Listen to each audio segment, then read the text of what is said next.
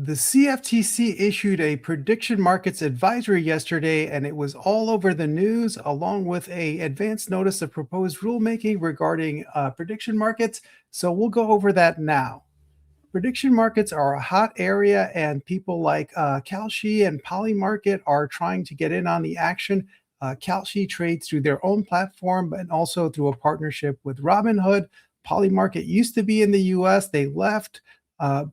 And now they acquired a different exchange and are trying to get back into the game. Interactive Brokers has their own prediction market platform. And because they've chosen to engage in sports betting, they are the subject of litigation in multiple states in both the state and federal courts.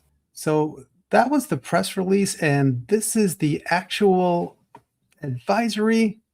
It comes from the acting associate director of the Division of Market Oversight, Frank Fasanich, and I used to work with Frank when I was at the CFTC. He was chief counsel. If you're watching this, Frank, hope you're doing well. This is the new CFTC logo that was changed about a month ago. One of the prior chairmen changed the CFTC logo also, and he called it a rebranding, but it's a new logo. It's not a rebranding. Harley-Davidson has a brand. Delta Airlines does not.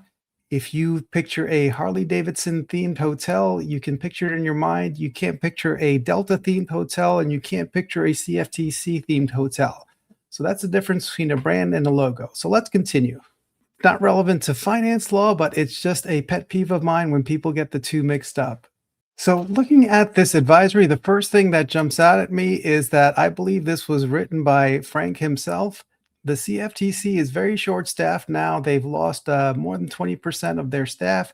I can tell he wrote this himself because there are two spaces after the period instead of one, and that's something that you see in people over 50.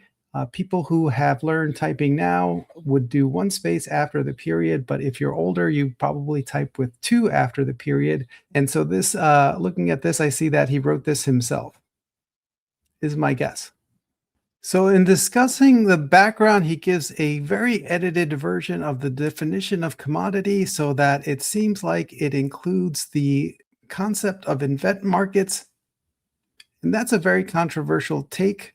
So if you look at the actual definition of commodity in the Commodity Exchange Act and you read it thoroughly, it's very questionable if the outcome of a sports event or who scores the first goal in a sports game, if that can be under the definition of commodity. But the CFTC has decided which side of this they fall on, and they are assuming, according to this letter, that prediction markets are an appropriate subject for CFTC jurisdiction, and that sports contracts, which they mention here, could be traded on those exchanges, and they're going with that. But that's not a slam dunk. When the CFTC first tackled the issue of event markets, they voted on the approval of a contract for an event market, and the vote wasn't unanimous, 5-0, which it would be if it was obvious that that was a commodity. The vote was 3-2, so half the commissioners almost didn't think that they should approve event market contracts because it was unclear that they were actually commodities. And if you're curious, here's the dissent of Commissioner Summers, where she said that very thing.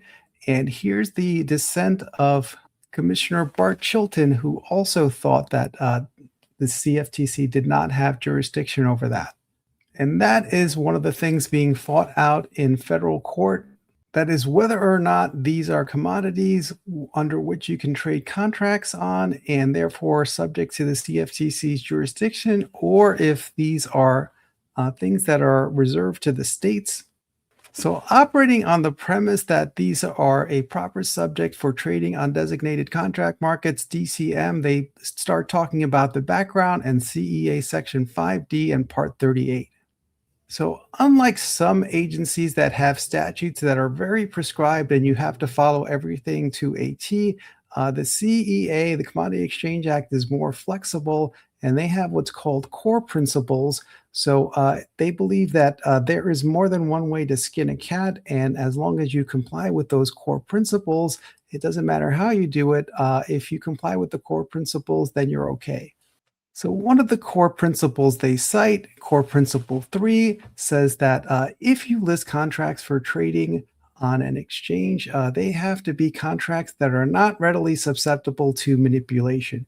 So, normally there's two ways you get a contract approved for trading on on an exchange by the CFTC.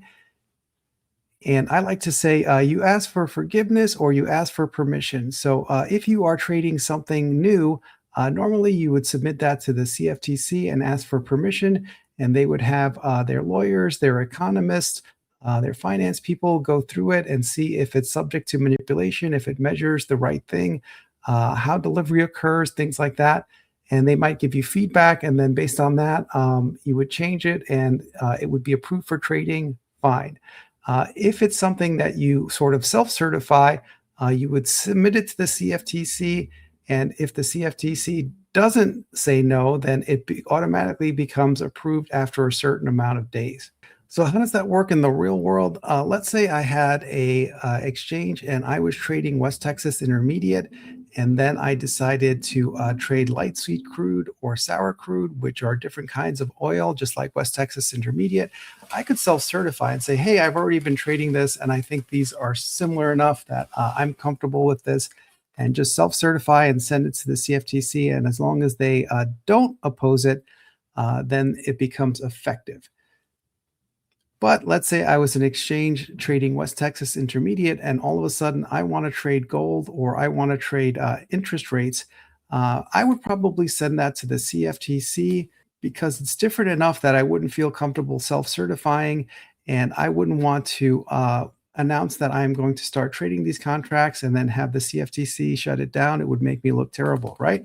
So as a bit of history, what happened with prediction markets is that Kalshi tried to submit for trading contracts on who would take control of Congress. They were called congressional control contracts. They submitted it to the CFTC. The CFTC denied it. They said, we don't think this is something people should be betting on. Kalshi sued in federal court, and at the appellate level, they won. And the judges, that just because the CFTC doesn't think that this is a great idea, as long as it's not against the rules, you are allowed to trade it. And then an election happened in 2024 that you may have heard of, and there was a change in the administration in 2025. And the current administration announced that it would be very hands-off when it came to business. And Kalshi took the calculated bet of submitting the sports bets under self-certification instead of sending it to the CFTC for approval, banking on the fact that in this new hands-off regime, the CFTC wouldn't shut it down, and they were correct. The CFTC did not shut it down, but what occurred is people started betting on this in different states where sports betting was not allowed, and also in states where sports betting was allowed, but you had to be approved by a state gaming regulator, and they began to be sued or threatened to be sued in several states. And when these state gaming regulators would send cease and desist notices to Kalshi, threatening to sue them in state court, Kalshi would turn around and file suit in federal court so that the case would be litigated there. And lately, states have learned from that, and the past few lawsuits, they haven't bothered with sending cease and desist notices. Certain states have just been directly filing in state court so that Kalshi has to try to remove it to federal court or PolyMarket in order to pick the terrain on which the battle is going to occur. But back to the letter.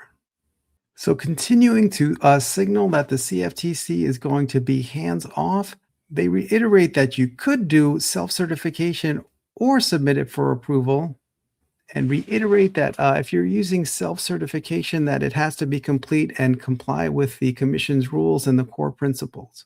And they reiterate that if you are self-certifying, they expect you to submit the same things that you would if you are submitting it for approval. And that is the explanation and analysis and the contract terms and whether it is subject to manipulation and how it's determined. That just because you are self-certifying, it's not a shortcut, that it would have to contain the same things that it would contain if you were submitting it for approval. And it doesn't use very forceful language. It says that DMO recommends that DCMs cooperate with league investigations into manipulation, and that they recommend dealing with sports governing bodies when you deal with self-certification. And then they remind you that a false certification could suscept you to legal consequences. But reading between the lines, the tone and non-forceful language seems to signal yet again that the CFTC is taking the side of prediction markets against the states and the gaming regulators. And they did so recently as well when they filed an amicus brief in one of the cases setting out the CFTC's position on prediction markets, which is something the CFTC rarely does. And as a reminder, the CFTC does have exclusive jurisdiction over futures and options and swaps that are traded on a designated contract market, but those are contracts that are on commodities. And here is the definition of commodity. Yet again, it's 1A9 of the Commodity Exchange Act. And if you read that carefully, you may come to the same conclusion as Commissioner Summers and also Commissioner Chilton, that the CFTC, in fact, does not have jurisdiction over that. And that is something that is currently being litigated in the courts, both federal and state. So that's my take on that. So I'm a lawyer with 26 years experience, including 22 at the CFTC. And if you'd like to work with me, either on a consulting or legal basis, just get in contact with me through the contact info in my bio. And just a reminder that this is for educational and informational purposes only and is not legal advice and does not create an attorney-client relationship with you and I. If you have specific legal questions about your own legal situation, you should hire your own legal counsel and talk to them about it. If you have any questions or comments about this, leave it in the comment section and like and subscribe so you'll see future videos like this.